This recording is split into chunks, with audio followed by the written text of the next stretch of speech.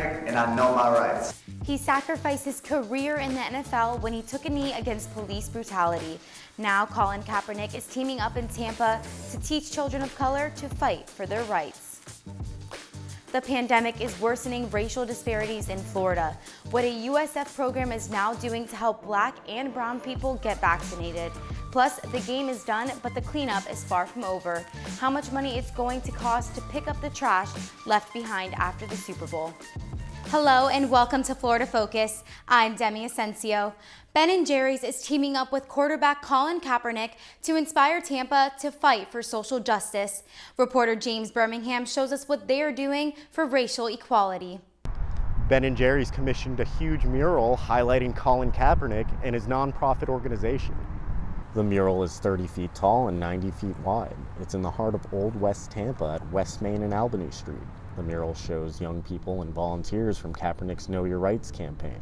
Kaepernick made headlines in 2016 for kneeling during the national anthem. He has since gone on to fight systematic racism and police brutality with his nonprofit. Their mission is to liberate Black and brown communities through education and self-empowerment. The mural is named after the new ice cream flavor, Change the World. It is part of a broader initiative for communities like Old West Tampa to promote small businesses and community organizations. For Florida Focus, I'm James Birmingham. Kaepernick's donating all of his proceeds to mobilizing young leaders of color. You can visit knowyourrightscamp.com to learn more. Black Americans are twice as likely as white Americans to die from the coronavirus. Yet a new study found that Black Americans are getting vaccinated at much lower rates. Hannah Halili shows us what USF Health is now doing to help communities of color get vaccinated. Black Americans aren't getting vaccinated in part because vaccination sites are hard to get to. More sites are in white neighborhoods, which means Black people have to travel farther to get there. Plus, to get an appointment, people often have to spend hours online. According to the Pew Research Center, communities of color have less access to computers and the internet. But there's also another concerning barrier. Centuries of systematic racism means some people just don't trust American healthcare. According to a Journal of Community Health, over 30% of African Americans are likely to say they are not getting the vaccine, in part because of mistrust in the system. A group called We Care wants to change that.